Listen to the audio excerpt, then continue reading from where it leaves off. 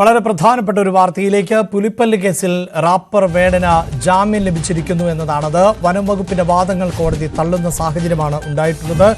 വേടൻ ഉപയോഗിച്ച മാലയിൽ പുലിപ്പല്ലുണ്ട് എന്നതായിരുന്നു വനംവകുപ്പിന്റെ വാദം.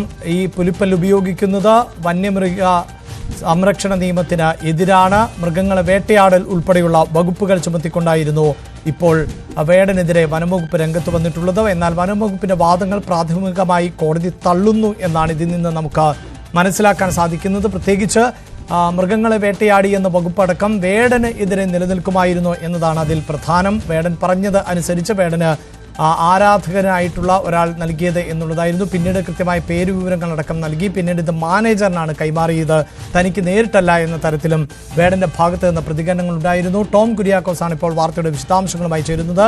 ടോം, വേടന്റെ അറസ്റ്റ് നടപടികൾ എല്ലാം വലിയ തോതിൽ കേരളത്തിന്റെ പൊതുസമൂഹം ചർച്ച ചെയ്യപ്പെടുന്ന ഒരു പശ്ചാത്തലം കൂടിയുണ്ട്. അതിനിടയിലാണ് ഇപ്പോൾ വേടന് ജാമ്യം കോടതി അനുവദിച്ചിട്ടുള്ളത്. എന്താണ് വിവരങ്ങൾ?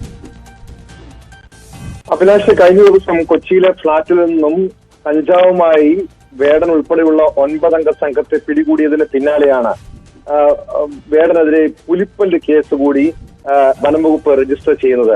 അതായത് ഈ കഞ്ചാവ് കേസിൽ വേടന് ജാമ്യം അനുവദിച്ചിരുന്നു, ജാമ്യം ലഭിക്കാവുന്ന വകുപ്പായിരുന്നു അത്. പക്ഷെ അതിനുശേഷം ഈ പുലിപ്പല്ല് കേസ്, അതായത് വേടന് ഒരു ആരാധകൻ സമ്മാനമായി നൽകിയതാണ് ഈ പുലിപ്പല്ല് എന്ന് വേടൻ പറഞ്ഞെങ്കിൽ പോലും പക്ഷെ വേടനെതിരെ ജാമ്യമില്ല വകുപ്പ് പ്രകാരം വനംവകുപ്പ് കേസെടുക്കുകയായിരുന്നു. അതിനുശേഷം, അതായത് ഇന്ന് തൃശൂരിൽ വേടന്റെ വീട്ടിലടക്കം അന്വേഷണ സംഘം എത്തി തെളിവെടുപ്പ് നടത്തി. അതിനുശേഷമാണ് ഈ തെളിവെടുപ്പിന് ശേഷമാണ് വേടനെ പെരുമ്പാവൂരിലെ കോടതിയിൽ ഹാജരാക്കിയത്. കോടതിയിൽ ഹാജരാക്കിയപ്പോൾ വനംവകുപ്പ് വേടന്റെ ജാമ്യ അപേക്ഷയെ എതിർത്തിരുന്നു. വേടന് ജാമ്യം നൽകരുതെന്ന വാദം തള്ളിയാണ് റാപ്പർ വേടന് ഇപ്പോൾ പെരുമ്പാവൂരിലെ കോടതി ജാമ്യം അനുവദിച്ചിരിക്കുന്നത്. അതായത് തനിക്ക് ഒരു സുഹൃത്താണ് ഈ പുലിപ്പല്ല് നൽകിയത് എന്ന്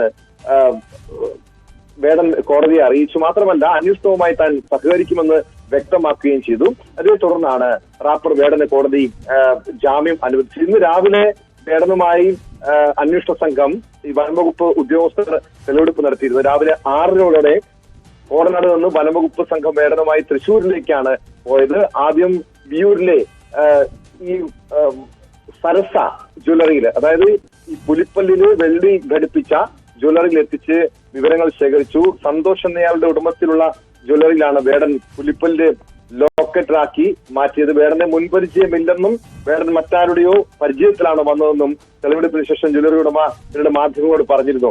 ഈ വേടൻ കൃത്യമായും അന്വേഷണ സംഘത്തോട് നേരത്തെ തന്നെ വ്യക്തമാക്കിയ കാര്യമുണ്ട്. അതായത് ഒരു ശ്രീലങ്കൻ സ്വദേശിയാണ് തനിക്ക് 2022 ചെന്നൈയിൽ വെച്ച് ഈ പുലിപ്പല്ല് സമ്മാനിച്ചത്.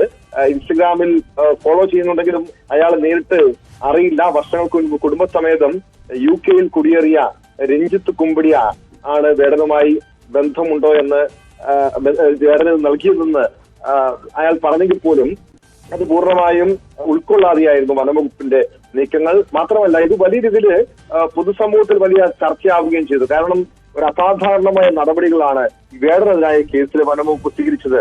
നമുക്കറിയാം, ഈ സമീപ ദിവസങ്ങളിൽ ഇതുമായി ബന്ധപ്പെട്ട പല പ്രമുഖരുടെയും രാഷ്ട്രീയ നേതാക്കളുടെയും സിനിമാ താരങ്ങളുടെയും ഒക്കെ ചിത്രങ്ങൾ പുറത്തു വന്നതാണ്. അവരുടെ കഴുത്തിൽ അണിഞ്ഞിരിക്കുന്ന മാലയില് പുലിപ്പല്ലുണ്ട്. പക്ഷെ അവിടെ എന്തുകൊണ്ടാണ് വനംവകുപ്പ് നടപടി സ്വീകരിക്കാത്തത്? വേടനെ വേട്ടയാടുകയാണ്, ബോധപൂർവം വേട്ടയാടുകയാണ് എന്ന രീതിയിലുള്ള വിമർശനങ്ങളൊക്കെ ഉയരുകയും ചെയ്തതാണ്. എന്തായാലും റാപ്പർ വേടന് ഈ കേസില്, ഈ പുലിപ്പല്ല് കേസിൽ ഇപ്പോൾ കോടതി ജാമ്യം അനുവദിച്ചിരിക്കുകയാണ്.